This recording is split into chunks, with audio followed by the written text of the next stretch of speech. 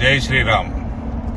రేవంత్కి తెలవక కాదు, కావాల్సుకునే హిందువుల్ని విడదిద్దామని కుల రాజకీయాలను ప్రతిరోజు ఎవడో ఒకటి మాట్లాడుతున్నాడు. 94లో కాంగ్రెస్ గవర్నమెంట్ ఉన్నది గుజరాత్లో, ఆ కులాన్ని బీసీలలో కలిపారు, మోదీ గారి కులాన్ని. 99లో దేశంలో బీసీలలో కలిపారు. 94లో కలిపినప్పుడు గుజరాత్ లో కాంగ్రెస్ గవర్నమెంట్, మోదీ గారు ఎలక్టోరల్ పాలిటిక్స్ లోనే లేడు. అప్పటికి 99లో కూడా లేడు ఆయన ఎలక్టోరల్ పాలిటిక్స్ లో.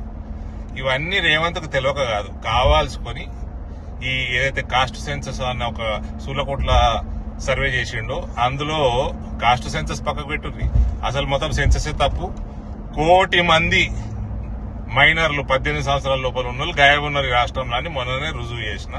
ఈ 1 కోటి మంది గాయం ఉన్నప్పుడు ఇంకెక్కడ సెన్సస్, దిక్కుమాల సెన్సస్ అయిపోయినాక ఇవన్నీ కూడా కావాల్సుకొని హిందువుల్ని విడదీద్దాము, ముస్లింలకి చెంచగిరి చేద్దాము, ఇటువంటి రాజకీయాలు చేసి మనకు భారతీయ జనతా పార్టీ వీక్ చేద్దామని, ఇటువంటి దొంగ రాజకీయాలకి భారతీయ జనతా పార్టీ శ్రేణులు, కార్యకర్తలు, నాయకులు ఎవరు కూడా పడరు. ఈ ట్రాప్ లో పడొద్దు.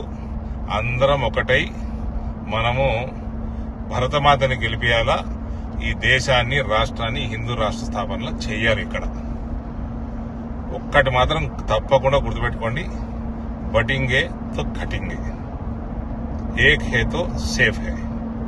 Don't fall in the trap of Congress and TRS divide and rule policy.